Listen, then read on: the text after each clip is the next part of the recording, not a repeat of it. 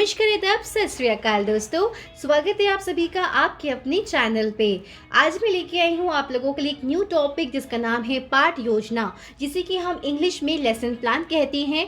ये टॉपिक जो है वो बीएड के स्टूडेंट्स के लिए बहुत ही हेल्पफुल होने वाला है, क्योंकि हम लोगों को बीएड में पूरे लेसन प्लान तैयार करने होते हैं। तो पहले हमें पता होना चाहिए लेसन प्लान क्या होता है, क्यों हम इसको यूज़ करते हैं, इसका क्या इंपॉर्टेंस होता है। ठीक है, तो इस सब चीज़ों के बारे में हम डिस्कस करेंगे इस वीडियो में। तो चलिए स्टार्ट करते हैं। पहले हम इसकी परिभाषा से स्टार्ट करेंगे। परिभाषा क्या है कि पाठ योजना जो होती है, पाठ योजना यानी कि लेसन प्लान एक विस्तृत रूपरेखा है जिसे शिक्षक किसी विशेष पाठ या विषय को पढ़ाने से पहले तैयार करता है। मतलब ये एक कैसा रूपरेखा है कि जो शिक्षक होता है क्लास में जब भी वो आता है, कोई भी विषय आपको पढ़ाता है, तो पढ़ाने से पहले वो खुद प्रिपेयर करता है उसके बारे में, उस टॉपिक को जो भी उसे पढ़ाना है, कोई भी जो भी उसका विषय है, कोई भी जो उसका टॉपिक है विषय, तो उसको अच्छे से क्या करता है, तैयार करता है। पहले खुद भी तो पढ़ेगा, नहीं तो क्योंकि देखो बहुत सारी क्लासेस को पढ़ाते हो, वैसे तो होगा नहीं आप सीधे क्लास में आके सीधे पढ़ाना शुरू करोगे। अगर आप ऐसा करते हो ना तो देखना आपको बहुत प्रॉब्लम फेस करनी पड़ेगी ऐसे में। ठीक है, तो इसीलिए क्या होता है कि क्लास में जाने से पहले, किसी भी विषय को, किसी भी टॉपिक को पढ़ाने से पहले क्या करना होता है, टीचर को पहले से अच्छे से तैयारी करनी होती है। और उस तैयारी करने के दौरान वो क्या क्या चीज़ें देखता है, इसमें शिक्षण के उद्देश्य देखता है कि जो भी वो विषय पढ़ाने जा रहा है तो इसका उद्देश्य क्या है। ठीक है, अपेक्षित अधिगम परिणाम यानी कि जो चीज़ वो सिखाएगा बच्चों को, जो भी पढ़ा रहा है, तो इससे बच्चे क्या सीखेंगे, उसका क्या परिणाम निकलेगा, बच्चों को किसके बारे में जानकारी होगी। शिक्षण विधियाँ, किन किन विधियों का यूज़ करके वो अपने विषय को पढ़ा सकता है। ठीक है, शिक्षण सामग्री तथा मूल्यांकन की विधियां शामिल होती है। देखो शिक्षण विधियां होती क्या है, शिक्षण विधियां मतलब होता है टीचिंग मेथड्स, कि किस किस चीज़ को आप यूज़ कर सकते हैं, कौन कौन से मेथड को मतलब आप अपनी टीचिंग में यूज़ करते हैं। आपने देखा होगा कि कोई भी टीचर होता है ऐसा नहीं करते हैं कि बस वो खाली आपको एक्सप्लेन कर दे। स्पेशली स्कूल लेवल पे क्या होता है कि टीचर कभी भी ऐसा नहीं देखेंगे आपकी बस वो क्लास में आया और उन्होंने बस एक्सप्लेन किया और चले गए। नहीं, वो क्या करते हैं, कई बार एक्सप्लेन भी करेंगे, आपसे क्वेश्चन भी करेंगे, कई बार वो बोर्ड के थ्रू भी समझाएंगे, या फिर स्मार्ट टीवी जो आजकल अब हमारे हर स्कूल्स में अवेलेबल होते हैं, तो इसको स्मार्ट टीवी के थ्रू आपको समझाएंगे। एक कुछ अपना टीएलएम यूज़ करेंगे, आपको अपना सब्जेक्ट मतलब अपना टॉपिक को पढ़ाने के लिए क्या करते हैं, टीएलएम यूज़ करते हैं। तो ऐसी बहुत सारे मेथड्स को यूज़ करते हैं अपनी टीचिंग में। ठीक है, तो इसलिए क्या होता है कि जो टीचर होता है पहले से प्रिपेयर करता है, पहले वो खुद देखता है चैप्टर को, फिर वो खुद देखता है कि किस एज लेवल के बच्चों को मैं पढ़ा रहा हूँ और मुझे कितना पढ़ाना है, इसको पढ़ाने के क्या उद्देश्य हैं, बच्चों को क्या सीखने को मिलेगा, मैं किस किस टीएलएम का, किस किस शिक्षण सहायक सामग्री का, मैं किस किस मटेरियल का मैं यूज़ कर सकता हूँ या कर सकती हूँ अपने विषय को पढ़ाने के लिए। और देखो टीएलएम का यूज़ करने से क्या होता है, अलग अलग टीचिंग मेथड को यूज़ करने से क्या होता है कि हमारी जो टीचिंग होती है बहुत ही इफेक्टिव होती है बच्चों को, यानी कि क्लास में जितने भी बच्चे हैं, तो अगर हम अलग अलग मेथड का यूज़ करेंगे तो बच्चे क्या होंगे, बच्चे अच्छे से उस विषय को समझ पाते हैं और साथ ही हमारी जो टीचिंग होती है बहुत इफेक्टिव होती है, बच्चे इंटरेस्ट भी लेते हैं। तो इसीलिए कभी भी क्लास में एक ही मेथड को नहीं यूज़ करना होता है, अलग अलग मेथड को यूज़ करना होता है। तो यही तैयारी क्या करते हैं टीचर अपने किसी भी विषय को पढ़ाने से पहले क्या करते हैं, एक पूरा लेसन प्लान बनाते हैं। ठीक है, फिर शिक्षण सामग्री तो वही टीएलएम जिसे बोलते हैं हम, कि किस किस चीज़ को हम यूज़ करेंगे। जैसे एग्जांपल के लिए मैं आपको ग्लोब चैप्टर पढ़ाने जा रही हूँ, तो मैं क्या सोचूंगी कि मैं बच्चों को कैसे अच्छे से कैसे समझा सकती हूँ। जब मेरे पास एक मॉडल होगा ग्लोब का, ठीक है, मैं चार्ट पेपर के थ्रू, मैं उनको स्मार्ट टीवी के थ्रू, मैं बोर्ड का यूज़ करके, उसमें डायग्राम बना करके, एक्सप्लेन के थ्रू, तो मैं ये अलग अलग चीज़ों को यूज़ करूँगी ताकि क्या हो कि मैं बच्चों को अच्छे से समझा सकूँ। क्यों यूज़ करते हैं हम टीएलएम का, इसलिए तो यूज़ करते हैं ताकि हम बच्चों को अच्छे से समझा सकें, बच्चे अच्छे समझ सकें, बच्चे इंटरेस्ट ले पढ़ाई में। ठीक है, और साथ ही हमारी जो टीचिंग हो बहुत ही इफेक्टिव हो, इंटरेस्टिंग हो, इसलिए हम यूज़ करते हैं। तथा मूल्यांकन की विधियाँ, यानी कि अब जो हमने बच्चे को पढ़ाया तो कैसे हम उनका एवेल्यूशन करेंगे, हम उनके थ्रू क्वेश्चन करेंगे, मतलब हम उनसे क्वेश्चन करके जो भी हमने बच्चों को पढ़ाया है तो हम बच्चों से क्वेश्चनिंग करेंगे या उनको कोई प्रोजेक्ट देंगे, क्या हम कैसे उनका मूल्यांकन करेंगे, एवोल्यूशन कैसे करेंगे, तो वो सारी विधियां भी इसमें शामिल होती है।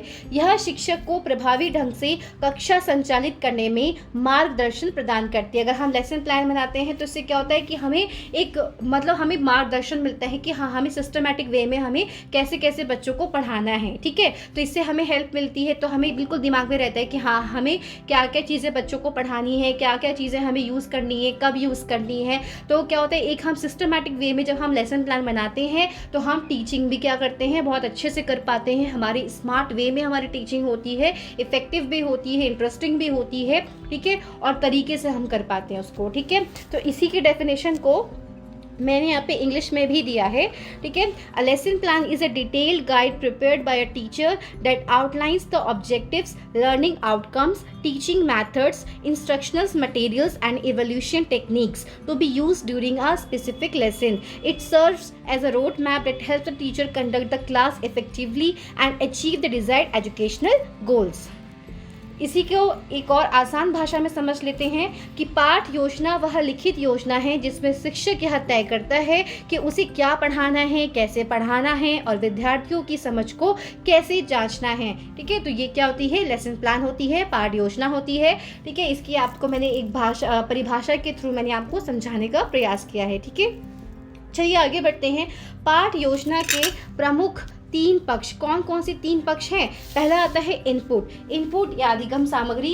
इसमें वह सारी तैयारी शामिल होती है तो शिक्षक पाठ पढ़ाने से पहले करता है, ठीक है। जैसे वो जो भी चीज़ें हम क्या करते हैं, शामिल करते हैं कि जो ये लेसन है, इस लेसन में क्या क्या चीज़ का हम यूज़ कर सकते हैं। और हमेशा जो भी हम अधिगम सामग्री यूज़ करते हैं वो हमारे विषय से संबंधित ही होनी चाहिए। ये नहीं कि कुछ भी आपने उठा के क्लास में दे दिया कि अब बस आपको यूज़ करना है, ऐसा नहीं है। हमेशा हम क्या करते हैं, अपने टॉपिक से रिलेटेड ही हम अपने टीचिंग मटेरियल को चूज़ करते हैं, ठीक है। जैसे क्या क्या पाठ्य सामग्री होनी चाहिए, क्या क्या शिक्षण उपकरण हमें यूज़ करने हैं, शिक्षण के उद्देश्य, पूर्व ज्ञान आदि, ये सब चीज़ को इसमें शामिल किया जाता है। फिर प्रक्रिया की बात करते हैं, प्रोसेस, शिक्षण प्रक्रिया। यह वह चरण है जिसमें शिक्षक और छात्र के बीच शिक्षण अधिगम की क्रियाएं होती हैं, जैसे कि प्रश्नोत्तर करना। जैसे टीचर क्या होता है, पहले क्लास में जाता है, बच्चों से क्वेश्चन पूछता है, फिर बीच बीच में जब वो बच्चों को पढ़ाते हैं तो कई बार बच्चे टीचर से क्वेश्चन करते हैं, एक्सप्लेन करता है टीचर, वहाँ पे प्रदर्शन करते हैं, चर्चा होती है, डिस्कशन होता है उस टॉपिक पे, ठीक है। तो ये क्या है, इसका प्रक्रिया वाला पक्ष है। तीसरा आता है आउटपुट। अधिगम परिणाम विद्यार्थियों के सीखने के परिणाम को दर्शाता है, यानी कि जो आउटपुट क्या निकल के आता है। अब आपने क्लास में जो भी बच्चों को पढ़ाया, ठीक है, अब बच्चों को समझ में आया तो क्या करेंगे, हम बच्चों से क्वेश्चन करते हैं। तो क्वेश्चन करने से पता चलता है ना कि जो ज्ञान बच्चों को पहले नहीं था तो बच्चों को अब समझ में वो चीज़ें आ गई हैं, तो वही होता है आउटपुट, ठीक है। तो इनपुट में क्या किया आपने, इनपुट में आपने वो सारी चीज़ें शामिल करी बच्चों को पढ़ाने के लिए। फिर आपने प्रक्रिया क्या करी, आपने बच्चों को एक्सप्लेन किया, वो सारी सामग्रियों का यूज़ किया, बच्चों से प्रश्न उत्तर किए, डिस्कशन किया। फिर इसके बाद क्या होता, आउटपुट क्या निकल के आया कि बच्चों को अच्छे से वो चीज़ें समझ में आ गई, ठीक है। क्या विद्यार्थियों ने उद्देश्य के अनुसार ज्ञान, कौशल या व्यवहार सीखा या नहीं। तो मतलब यानी कि जो आपको बच्चे को ज्ञान प्रदान करने का आपका उद्देश्य था, ठीक है, तो जो भी आपका उद्देश्य था, ऑब्जेक्टिव था बच्चे को, कि जो भी आपका एम था बच्चों को सिखाने का, तो वो फुलफिल हुआ कि नहीं, तो ये निकल के आता है आउटपुट से, ठीक है। तो ये 3 पक्ष होते हैं। अब देखो आगे हम बात करते हैं इलेक्ट्रिक उपागम, इलेक्ट्रिक अप्रोच के अनुसार दैनिक पाठ योजना का प्रारूप। देखो आज के टाइम पे हम इसको इस अप्रोच को हम यूज़ करते हैं, इलेक्ट्रिक अप्रोच को हम यूज़ करते हैं आज के समय में पाठ योजना को बनाने में, ठीक है। अच्छा हाँ, मैं आपसे साथ में देखो ये भी चीज़ कहूँगी कि कहीं कहीं पे देखो अलग अलग जो हमारी बीएड कॉलेजेस होते हैं ना, तो वहाँ पे सबका थोड़ा सा चेंजेस आपको देखने को मिल सकता है कि लेसन प्लान को बनाने का तरीका वो आपको अलग अलग तरीके से सिखा सकते हैं। लेकिन मेन जो चीज़ें होती हैं वो आप इसमें समझ जाएंगे। मेन जो मेरा यहाँ पे उद्देश्य है आपको समझाने का कि लेसन प्लान होता है क्या, इसका क्या इंपॉर्टेंस होता है, कैसे बनता है, तो ये सारी चीज़ें हम इसमें शामिल करेंगे और इसको समझेंगे, ठीक है। फिर आगे हम बात करते हैं इसका अर्थ क्या होता है। इलेक्ट्रिक उपागम जो हमने कहा ना, इलेक्ट्रिक अप्रोच के अनुसार हम दैनिक पाठ योजना का प्रारूप तैयार करते हैं। तो पहले हम जान लेते हैं कि इलेक्ट्रिक उपागम का अर्थ क्या है। विभिन्न शिक्षण विधियों और सिद्धांतों का समन्वित उपयोग, यानी कि क्या करते हैं हम अलग अलग टीचिंग मेथड्स को एक साथ हम यूज़ करके बच्चों को पढ़ाते हैं। इसमें किसी एक पद्धति पर निर्भर न रह करके पाठ और विद्यार्थियों की आवश्यकता के अनुसार कई विधियों को मिलाकर के प्रयोग किया जाता है। समझ गए आप कि इसमें क्या नहीं करते, हम केवल एक ही मेथड पर डिपेंड नहीं रहते हैं, बल्कि हम देखते हैं कि हमें लेसन में क्या क्या चीज़ें नीड हैं बच्चों को पढ़ाने के लिए, ठीक है, किस तरीके से बच्चों की आवश्यकता है। तो बच्चों की आवश्यकताओं को ध्यान में रख करके उनके अनुसार हम कई सारे मेथड्स को मिला करके यूज़ करते हैं टीचिंग में, ठीक है। और जो भी हम अपना लेसन प्लान बनाते हैं उसमें भी हम क्या करते हैं, सब चीज़ों को ध्यान में रख करके अलग अलग मैथड्स का यूज़ करते हैं। ठीक है, चलिए आगे देखते हैं दैनिक पाठ योजना का प्रारूप यानी कि format of daily lesson plan.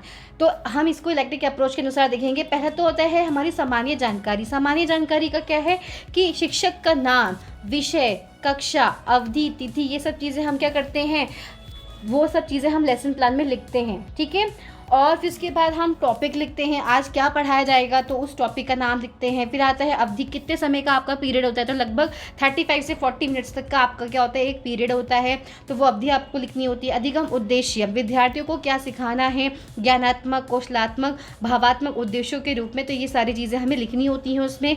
पूर्व ज्ञान, विद्यार्थियों को पहले से क्या जानकारी है। आपने देखा होगा ना, आपने सीखा भी होगा अपने बीएड में कि जब आप सीखते हैं तो इसमें आपको ये सिखाया जाता है कि क्लास में कभी भी आप जाएंगे तो डायरेक्ट बच्चों से को पढ़ाना शुरू नहीं कर देते हैं। आप पहले एक ऐसा इन्वायरमेंट क्रिएट करते हैं क्लास में जाकर के कि बच्चों का धीरे धीरे इंटरेस्ट आए। ठीक है, जैसे आप क्या जाते हैं, आप क्लास में जाते हैं, बच्चों को एक एक चीज़ आप उनसे नॉर्मली पूछते हैं, कैसे हैं बच्चों, आप लोगों ने क्या क्या किया आज दिन में, चलिए आज हम क्या करेंगे, आज क्या आपको इसके बारे में कुछ पता है। तो हम क्या करते हैं, इसको हम बोलते हैं इंट्रोडक्टरी क्वेश्चंस। ठीक है, तो हम क्या करते हैं, इंट्रोडक्टरी क्वेश्चंस बच्चों से पूछते हैं। पहले आपने सीखा होगा कि पहले हम क्या करते हैं, इंट्रोडक्टरी क्वेश्चन पूछते हैं, इंट्रोडक्टरी क्वेश्चंस पूछते हैं हम बच्चों से। ठीक है ना, और फिर क्या होता है कि जब धीरे धीरे करके क्या करते हैं, हम अपने विषय पे आते हैं। कभी भी हम डायरेक्ट क्लास में जा करके पढ़ाना शुरू नहीं कर देते हैं, बल्कि हम क्या करते हैं, पहले बच्चों से कुछ उनके पूर्व ज्ञान की जांच करते हैं कि बच्चों को क्या क्या चीज़ें आती हैं, है ना। फिर धीरे धीरे करके क्या करते हैं, हम अपने टॉपिक पे आते हैं, एकदम से नहीं आते हैं, तो पहले प्रीवियस नॉलेज भी हम क्या करते हैं, चेक करते हैं। फिर क्या होता है, शिक्षण सामग्री का हम यूज़ करते हैं, जो भी अलग अलग चीज़ें होती हैं, चार्ट, चित्र, मॉडल, स्मार्ट क्लासेस आदि जो भी चीज़ें हमारे पास होती हैं टीचिंग एड्स में, हम उसका यूज़ करते हैं। इंट्रोडक्शन यानी कि विद्यार्थियों की रुचि जागृत करने के लिए प्रश्न या गतिविधि, जैसे कि मैंने अभी आपको बताया। ठीक है, फिर प्रेजेंटेशन कैसे कि मुख्य विषयों को विभिन्न विधियों से सिखाना, जैसे कि हम क्या करते हैं, व्याख्या के द्वारा, एक्सप्लेन के द्वारा, डिस्कशन के माध्यम से, परफॉर्मेंस के माध्यम से क्या करते हैं, हम अपने चैप्टर को पढ़ाते हैं। ऐसी बहुत सारी चीज़ें जिसका भी हम यूज़ करते हैं, अलग अलग मैथड्स को उसमें हम शामिल करते हैं प्रस्तुतिकरण में, प्रेजेंटेशन में। संवादी सहभागिता चरण क्या होता है, प्रश्नोत्तर। अब क्या होता है, जैसे आप बच्चों से प्रश्न करते हैं, बच्चे आपसे क्वेश्चन करते हैं, ग्रुप में काम करते हैं, डिस्कशन होते हैं, तो इसके माध्यम से क्या होता है, विद्यार्थियों की भागीदारी होती है। फिर समराइजेशन, पूरे पाठ का संक्षिप्त पुनरावलोकन किया जाता है, यानी कि फिर क्या होता है, जब हम बच्चों को सब चीज़ पढ़ा लेते हैं स्टेप बाय स्टेप, हमने क्या किया, पूरे चैप्टर जो है बच्चों को पढ़ा लिया, तो उसके बाद क्या करते हैं, एक सारांश प्रस्तुत करते हैं, है ना। तो कि हमने क्या क्या सीखा इसमें, ये चीज़ें सीखी, तो क्या करते हैं, एक बार दोबारा से पुनरावलोकन करते हैं। ठीक है, समराइजेशन कहते हैं। भाई क्या हो रहा है मेरे को, आज मेरी टंग स्लिप हो रही है। आगे बढ़ते हैं, चलिए इसको इग्नोर करिएगा। फिर आगे बढ़ते हैं 11 पॉइंट पे, जिसका नाम है मूल्यांकन यानी कि इवोल्यूशन। ठीक है, तो छोटे प्रश्न या अभ्यास के द्वारा जांच की विद्यार्थी की कितना बच्चे ने सीखा। ठीक है, यानी कि इसमें क्या करते हैं, तो थोड़ा सा यहाँ पे टाइपिंग मिस्टेक हो गया है। छोटे प्रश्न या अभ्यास के द्वारा जांच की जाती है, इसके आप यहाँ ये लिख सकते हैं, जांच की जाती है। ठीक है, कि विद्यार्थी ने कितना सीखा, यानी कि जो भी आपने बच्चों को पढ़ाया, अब पढ़ाने के बाद क्या करते हैं, आप छोटे छोटे बच्चों से क्वेश्चन करते हैं ना, उसी टॉपिक से रिलेटेड आप क्या करते हैं, क्वेश्चन करते हैं। तो जब बच्चे आंसर देते हैं तो इससे आपको पता चलता है ना कि जो भी आपने बच्चों को पढ़ाया है तो कितना बच्चों को समझ में आया है, क्या आपने जो बच्चों को पढ़ाया है वो बच्चों को समझ में आया है कि नहीं आया है, क्या डाउट हुआ है उनका, तो इससे हमें समझ आता है इवोल्यूशन करने से। ठीक है, 12 पॉइंट आता है गृह कार्य। फिर क्या होता है, फिर क्लास में क्या करते हैं, टीचर हमें क्वेश्चन देते हैं, होमवर्क देते हैं ना, तो हम क्या करते हैं, टॉपिक से रिलेटेड क्या करते हैं, बच्चों को क्वेश्चन देते हैं। तो ये थे 12 पॉइंट जो कि हम इस अप्रोच का यूज़ करते हैं डेली लेसन प्लान को बनाने के लिए। ठीक है, फिर आगे देखते हैं कि पाठ योजना को प्रभावित करने वाले प्रमुख कारक, main factors affecting lesson plan. ठीक है, तो पहला आता है शिक्षण उद्देश्य। सबसे पहले तो क्या होता है, टीचिंग ऑब्जेक्टिव्स। पाठ योजना का निर्माण हमेशा उद्देश्यों के अनुरूप किया जाता है, क्या सिखाना है यह उद्देश्य तय करता है। यानी कि जब भी कोई टॉपिक होता है तो क्या होता है, हम पहले देखते हैं ना उसमें हमें बच्चों को क्या सिखाना है। इस टॉपिक को, कोई भी एक टॉपिक होता है तो वो टॉपिक तो बहुत लंबा, कहने का मतलब है उसके बारे में तो बहुत नॉलेज होती है, बहुत कुछ उसकी एक विषय के ऊपर बहुत ज्ञान होता है, लेकिन हमें उसमें से भी देखना होता है कि हमें बच्चों की एज के अकॉर्डिंग हमें क्या क्या चीज़ें उनको आपको सिखानी है, उसको सिखाने का क्या उद्देश्य है, बच्चे क्या सीखेंगे इससे, तो ये होता है टीचिंग ऑब्जेक्टिव। ठीक है। दूसरा, विद्यार्थियों का स्तर यानी कि लेवल ऑफ लर्नर्स, विद्यार्थियों की आयु, बुद्धि, सूची और पूर्व ज्ञान को ध्यान में रखना आवश्यक है। वही कह रही हूँ मैं कि हमेशा जब भी हम अपना लेसन प्लान तैयार करते हैं तो हमें उनके एज लेवल को देख के, उनके मेंटल लेवल को देख करके हमें अपना लेसन प्लान बनाना होता है कि हमें कितना ज्ञान, किस एज लेवल के बच्चों को कितना ज्ञान देना है, कितना उस विषय के बारे में बच्चों को समझाना है, उनका लेवल क्या है, उसके अकॉर्डिंग हम लेसन प्लान को तैयार करते हैं। ऐसा नहीं होगा कि 3rd क्लास के बच्चे को हम पढ़ा रहे हैं, 5th क्लास के बच्चे को पढ़ा रहे हैं और उसको हम 8 लेवल की नॉलेज देंगे। नहीं, हम ध्यान रखेंगे कि बच्चे का लेवल क्या है, एज लेवल क्या है, उसका मेंटल लेवल क्या है, उसको ध्यान में रख करके हम अपने लेसन प्लान को बनाते हैं। ठीक है।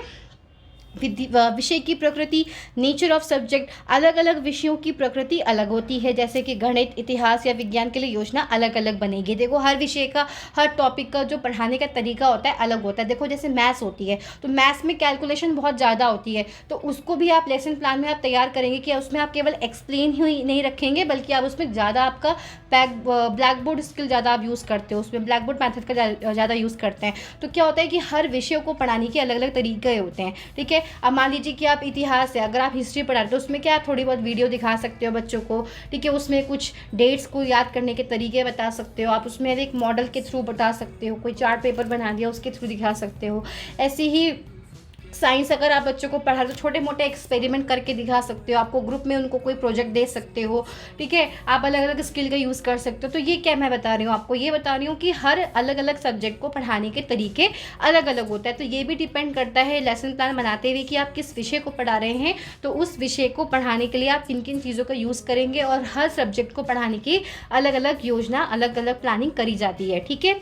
शिक्षण विधियाँ यानी कि टीचिंग मेथड्स, कौन सी विधि अपनाई जाएगी। अब यही चीज़ हम सेलेक्ट करते हैं कि हमें क्या क्या चीज़ें कब कहाँ पे क्या यूज़ करना है, कहाँ पे हमें एक्सप्लेन करना है, कहाँ पे बच्चों से क्वेश्चन करना है, कहाँ पे डिस्कशन करना है। ठीक है। तो ये सारी योजना को क्या करते हैं, प्रभावित करते हैं। क्योंकि देखो, ये प्रभावित क्यों मैंने यहाँ पे ये क्यों लिखा है कि प्रभावित करने वाली चीज़ें, क्योंकि ये सारी बातों को हमें ध्यान में रखना होता है। अगर हम इन सारी चीज़ों को ध्यान में नहीं रखेंगे तो हमारी जो टीचिंग होगी, हमारा जो भी हमने लेसन प्लान है, तो वो प्रभावित होगा उससे। अगर हम सिर्फ अपनी क्लास में सिर्फ एक एक्सप्लेन करके रह जाएंगे तो क्या होगा, आधे से ज़्यादा बच्चों को तो समझ में ही नहीं आएगा। तो क्या होगा, हमारे पढ़ाने का कुछ फ़ायदा ही नहीं होगा, हमारा उद्देश्य जो था बच्चों को सिखाने का वो फुलफिल ही नहीं होगा। ठीक है। तो इसीलिए क्या होता है कि हमें ये सारी चीज़ें ध्यान में रखनी होती है कि कौन सी विधि हमें अपनानी है, कहाँ पर क्या चीज़ करनी है। तो ये सारी चीज़ें ध्यान रखनी होती है, ये योजना को प्रभावित करता है।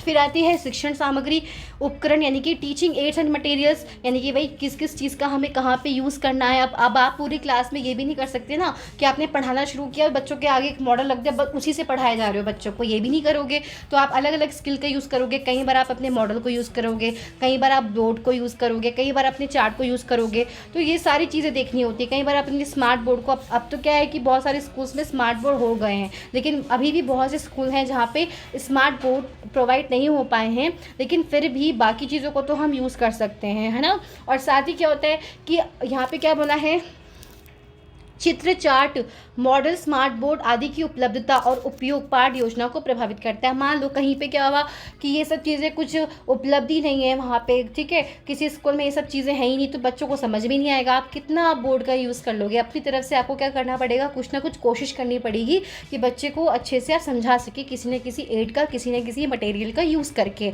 ठीक है। और अगर आप ये सब चीज़ों का यूज़ नहीं करते ना, तो इससे क्या होता है कि इससे आपकी जो पाठ योजना होती है उसको प्रभावित होती है। मतलब कहने का ये होता है कि आप अपना जो भी चैप्टर पढ़ा रहे हो तो बच्चे अच्छे से समझ नहीं पाएंगे उस चीज़ को। ठीक है। तो इसीलिए आपको इसको भी यूज़ करना होता है, ये अपने टीचिंग एड्स को, टीएलएम को यूज़ करना होता है, लेकिन तरीके से। ये भी नहीं कि पूरी क्लास में आप टीएलएम का ही यूज़ कर रहे हो। ठीक है। तो आपको सारी चीज़ें यूज़ करनी होती हैं, बस आपको यहाँ समझाया जा रहा है कि ये सब चीज़ें भी हमें यूज़ करनी होती है अपनी टीचिंग के टाइम पे। समय की उपलब्धता यानी कि टाइम अवेलेबिलिटी, पाठ को पूरा करने के लिए उपलब्ध समय के अनुसार योजना तैयार की जाती है। और हमें ये भी प्लानिंग करनी होती है कि भाई हमारा जैसे 35 मिनट्स का एक पीरियड है, तो हमें उस 35 मिनट्स को डिवाइड करना होता है अलग अलग टाइम पे, कि हम जैसे शुरू के 5 मिनट बच्चों से बात करेंगे, इंट्रोडक्टरी क्वेश्चन करेंगे, फिर बच्चों को कितने मिनट हमें एक्सप्लेन करना है, फिर हमें उसके बाद बच्चों से कहाँ क्वेश्चनिंग करनी है, कहाँ पे हमने TLM का यूज़ करना है। तो हर चीज़ को मैनेज करना होता है, क्योंकि हमें टाइम से अपने लेसन को भी कंप्लीट करना है। ये नहीं कि एक लेसन आप पूरे एक हफ्ते ही चलाओगे, कम से कम एक लेसन को पढ़ाने के लिए 3 दिन लो, और फिर उसके बाद क्या है कि आप उसमें बच्चों को क्वेश्चन वगैरह भी देते हैं, क्वेश्चन आंसर्स भी कराते हैं। तो मतलब कहने का ये कि आपको टाइम का ध्यान रखते हुए आपको क्या करना होता है कि अपने लेसन प्लान को तैयार करना होता है, ठीक है, ताकि समय से आपका जो वो टॉपिक है वो कंप्लीट हो पाए, वो लेसन कंप्लीट हो पाए। कक्षा का वातावरण, क्लासरूम इन्वायरमेंट। अब देखो, कक्षा का वातावरण यानी कि क्लासरूम इन्वायरमेंट, कक्षा का आकार, प्रकाश, बैठने की व्यवस्था, अनुशासन आदि भी प्रभाव डालते हैं। मान लो कि क्लास क्या है, बहुत छोटी सी और इतने सारे बच्चे बैठे हैं कंजस्टेड होके, तो क्या होगा, वहाँ पे आपको पढ़ाने का मन भी नहीं करेगा, ना बच्चे ध्यान देंगे। दूसरी चीज़, क्लास का इन्वायरमेंट कैसा है, बिल्कुल शांत होना चाहिए, ठीक है, ताकि ध्यान से सब लोग सुन रहे हैं। ऐसा भी नहीं होना चाहिए कि बस टीचर का डर का माहौल है, ऐसा नहीं होना चाहिए। मतलब कहने का है, एक फ्रेंडली इन्वायरमेंट होना चाहिए, ताकि बच्चे जो हैं वो टीचर से अपनी बात को, जो भी उनके मन में क्वेश्चन है, कोई भी उनको मतलब प्रॉब्लम आ रही है समझने में, तो वो बेझिझक अपने टीचर से पूछ सकें, ठीक है। तो एक हमें ऐसा क्लासरूम में इन्वायरमेंट क्रिएट करना होता है कि जो परेशान ना करे पढ़ाते समय, बल्कि एक अच्छा, एक पॉजिटिव इन्वायरमेंट क्रिएट हो वहाँ पे, ठीक है। वहाँ पे बच्चों को क्या होना चाहिए, एक तो पहली बात तो क्लासरूम अच्छी होनी चाहिए, ठीक है। जहाँ पे बच्चों को पढ़ा रहे हो तो उनकी कितनी संख्या, नंबर ऑफ स्टूडेंट्स के हिसाब से क्लास का साइज होना चाहिए। फिर वहाँ पे एक प्रॉपर सनलाइट आनी चाहिए, अच्छे से रोशनी होनी चाहिए, अंधेरे में तो पढ़ा नहीं पाओगे ना। फिर है बैठने की व्यवस्था देखनी होती है, अनुशासन आदि भी प्रभाव डालते हैं। फिर आता है शिक्षक का अनुभव, टीचर्स एक्सपीरियंस। अनुभवी शिक्षक लचीली और प्रभावी योजना बना पाते हैं। जिन टीचर्स को जैसे एक्सपीरियंस होता है, देखो जो शुरू में टीचर्स बनते हैं तो क्या होता है कि कहीं ना कहीं इनको थोड़ी बहुत प्रॉब्लम आती है, लेकिन जैसे जैसे एक्सपीरियंस होता जाता है ना, तो उस तरीके से वो हैंडल करना सीख जाते हैं, और ठीक है, वो फ्लेक्सिबल होते हैं और एक इफेक्टिव प्लानिंग कर पाते हैं, ठीक है। तो क्या करना चाहिए, जैसे कि टीचर का एक्सपीरियंस भी काफ़ी मैटर करता है। और अगर मेरा तो मानना ये है कि मान लीजिए आप क्लास में क्या है, आपको कुछ प्रॉब्लम हो रही है, तो आपसे जो एक्सपीरियंस टीचर है आप उनकी हेल्प ले सकते हैं। यहाँ पे कोई ईगो वाली कुछ बात ही नहीं होती है। अगर आपको कोई चीज़ नहीं आती है, तो अगर आपको कुछ परेशानी हो रही है अपनी क्लासरूम में, आप सही से मैनेज नहीं कर पा रहे हो, तो आप अपने अदर टीचर्स की भी तो हेल्प ले सकते हो, क्योंकि टीचर का जो एक्सपीरियंस होता है वो भी मैटर करता है क्लासरूम को मैनेजमेंट करने के लिए, ठीक है। तो सिर्फ क्लास में ही नहीं, वैसे भी रियल लाइफ में भी मैं कहूँगी कि अगर आपसे ज़्यादा किसी को एक्सपीरियंस है, आपको कुछ प्रॉब्लम आती है, तो आप उनसे क्या करते हो, डिस्कस करते हो ना। तो सेम लाइक दैट आप क्या कर सकते हैं कि जैसे मान लीजिए कि अगर आपका एक्सपीरियंस ज़्यादा नहीं है और आपको कुछ भी प्रॉब्लम हो रही है, तो आप और टीचर से कुछ हेल्प ले सकते हो। तो कहने का मतलब यहाँ पे ये कि जो शिक्षक का अनुभव होता है ना, वो भी क्या करता है, एक इफेक्टिव होता है। तो अगर आप मान लीजिए अगर अनुभवी शिक्षक होगा तो वो थोड़ा फ्लेक्सिबल होगा और वो एक अच्छे से प्लानिंग कर पाता है। लेकिन जो एक नया टीचर होता है, एकदम से नया नया बनता है, तो थोड़ा सा उसको परेशानी आती है शुरू में, ठीक है, लेकिन धीरे धीरे उसको भी सीख पाता है। तो मतलब ये भी चीज़ मैटर करती है। शैक्षिक संसाधन, एजुकेशनल रिसोर्सेज। अब ये तो सबसे इम्पॉर्टेंट है कि भाई वहाँ पे स्कूल में क्या क्या चीज़ें हैं। अब आपने देखो, आपने तो क्लास में चलो आपने अपनी तरफ से पूरी कोशिश कर ली। अब जैसे मान लो बच्चों को आपको कुछ भी चीज़ सिखानी है, मान लो आप कंप्यूटर पढ़ा रहे हो, तो उसके लिए आपको क्या चाहिए, एक लैब चाहिए, कंप्यूटर लैब, ताकि बच्चों को आप जो सिखा रहे हो सिर्फ पढ़ा के तो बच्चे नहीं समझ पाएंगे ना। जब वो प्रैक्टिकली कंप्यूटर को करेंगे, उस पर प्रैक्टिस करेंगे, तभी तो आएगा। तो मतलब क्या होना चाहिए वहाँ पे, जैसे लैब होनी चाहिए, बच्चों के पढ़ने के लिए लाइब्रेरीज होनी चाहिए, ठीक है, या फिर जो भी एक्सपेरिमेंट करने के लिए प्रयोगशालाएं होनी चाहिए, ताकि जो बच्चे हैं जो पढ़ रहे हैं उसको साथ साथ वो एक्सपेरिमेंट भी कर पाए। तो इससे क्या होता है कि बच्चे जल्दी सीखते हैं ना। और इसी प्रकार से जैसे आप देखते हो, अगर आप ज्योग्राफी पढ़ रहे हो तो क्या होता है, अलग अलग चीज़ें आपको सिखाई जाती है, नक्शा बनाने सिखाया जाता है, आप लोगों को सिखाया जाता है कैसे लेवलिंग करते हैं, तो सब चीज़ें आपको सिखाई जाती है ग्राउंड पे। तो उसके लिए जो भी टूल्स, जो भी यंत्र चाहिए होते हैं, तो वो सारी चीज़ें क्या होनी चाहिए, स्कूल्स में होनी चाहिए। तभी तो क्या होगा कि टीचर उस रिसोर्सेज का यूज़ करके बच्चों को पढ़ा पाएगा। अगर ये चीज़ें अवेलेबल ही नहीं होगी तो क्या होगा कि बच्चों को आपने जो भी पढ़ाया, तो बच्चों को आधी मतलब 30% समझ में आएगा, 70% समझ में आएगा ही नहीं। तो कहने का मतलब ये है कि जो एजुकेशनल रिसोर्सेज होते हैं ये भी प्रभावित करते हैं। अगर संसाधन ज़्यादा से ज़्यादा अच्छे से अच्छे होंगे तो बच्चे क्या कर पाएंगे, उसको और अच्छे से समझ पाएंगे, अच्छे से करेंगे। आप देखते हैं ना, बहुत से स्कूल्स होते हैं जो बड़े बड़े प्राइवेट स्कूल्स होते हैं, वहाँ पे सारी फैसिलिटीज़ होती है, क्योंकि भाई फीस भी ज़्यादा लेते हैं और तो फिर सारी चीज़ें भी वो प्रोवाइड करते हैं, सारी रिसोर्सेज अवेलेबल होते हैं वहाँ पे। लेकिन कुछ स्कूल्स होते हैं जो छोटे होते हैं, लेकिन वहाँ पे ये रिसोर्सेज अवेलेबल नहीं होते हैं। ठीक है, तो इससे भी क्या होता है, ये भी प्रभावित करती है। फिर इसके बाद हम देखते हैं मूल्यांकन पद्धति यानी कि इवोल्यूशन मेथड। किस प्रकार का मूल्यांकन किया जाएगा, मौखिक, लिखित या व्यवहारिक, यह भी क्या करता है, योजना पर असर डालता है। आगे देखते हैं पाठ योजना के मुख्य 3 प्रकार, यानी कि लेसन प्लान को तैयार करने के ना 3 टाइप्स हैं। ठीक है, तो लेकिन आज के समय में हम ज़्यादा यूज़ करते हैं इलेक्ट्रिक का। ठीक है, लेकिन ये भी है हर्बर्टियन, ब्लूम आधारित भी है और इलेक्ट्रिक भी है। ठीक है, तो छोटा छोटा इसके बारे में जान लेते हैं कि हर्बर्टियन पाठ योजना क्या है। ठीक है, तो इनके मुख्य विचार क्या थे। जोहान हर्बर्ट ने कहा कि शिक्षण को क्रमबद्ध चरणों में होना चाहिए ताकि विद्यार्थी आसानी से समझ सके, यानी कि सबने अपना एक क्राइटेरिया बताया कि किस तरीके से लेसन प्लान बनना चाहिए। तो मुख्यतः 3 प्रकार के पाठ योजना होती है। ठीक है, तो जैसे इनके उसमें क्या है, 5 चरण बताए इन्होंने। तैयारी, प्रिपरेशन, विद्यार्थियों को नए पाठ के लिए तैयार करना। ठीक है, जैसे आप क्या करते हैं, बच्चों से कुछ क्वेश्चन करते हैं, क्वेश्चन करके क्या करते हैं, बच्चों को एक उस विषय पे लेके आ जाते हैं, अपने मेन टॉपिक पे लेके आ जाते हैं जो आपको आज पढ़ाना होता है। ठीक है, तो क्या होता है, विद्यार्थियों को नए पाठ के लिए तैयार करना, फिर प्रेजेंट करना, फिर उनको नया ज्ञान देना। उसके बाद क्या करते हैं, उसकी कंपेरिजन करते हैं, नए ज्ञान की तुलना करते हैं पुराने ज्ञान से। फिर उसके बाद निष्कर्ष निकालना, यानी कि जनरलाइजेशन करना, सामान्यकरण करना, फिर प्रयोग करना, एप्लीकेशन, यानी कि जो भी बच्चे ने सीखा है फिर उसको अपने जीवन में लागू करना। तो ये मतलब ये आपको देखो, इतना तो आपको इसमें याद करने की आवश्यकता नहीं है, बस मैं एक आपको नॉलेज के लिए बता रही हूँ कि इस तरह की 3 तरह की पाठ योजना होती है। एक हर्बर्टियन पाठ योजना होती है, ब्लूम आधारित होती है और इलेक्ट्रिक, लेकिन मेनली हम इसको यूज़ करते हैं आज के टाइम पे। ठीक है, ब्लूम आधारित पाठ योजना क्या है, मुख्य विचार क्या है कि यह योजना शिक्षण उद्देश्यों पर आधारित होती है। ब्लूम ने शिक्षण को 3 भागों में बांटा, ज्ञानात्मक, भावात्मक, क्रियात्मक, यानी कि बुद्धि या सोचने की क्षमता जैसे कि याद करना, समझना, लागू करना, और भावनाएं, रुचि, दृष्टिकोण, और क्रियात्मक, शारीरिक या व्यवहारिक कौशल। मतलब यहाँ पे आपको ये बताया गया कि पाठ योजना में इन चीज़ों को शामिल करना चाहिए। इन्होंने ये कुछ पॉइंट्स बताए, तो इनके उसमें 3 हैं और यहाँ पे जो हमारे हैं हर्बर्टियन, तो इनके में 5 हैं। 5 पॉइंट्स उन्होंने बताया लेसन प्लान को तैयार करते समय ये सारी चीज़ें करनी चाहिए शामिल। फिर जो इलेक्ट्रिक है, ये तो वैसे हम पढ़ भी चुके हैं। तो इनका मुख्य विचार था कि यह विभिन्न योजना यानी कि हर्बर्टियन और ब्लूम के अच्छे अंशों का मिश्रण है।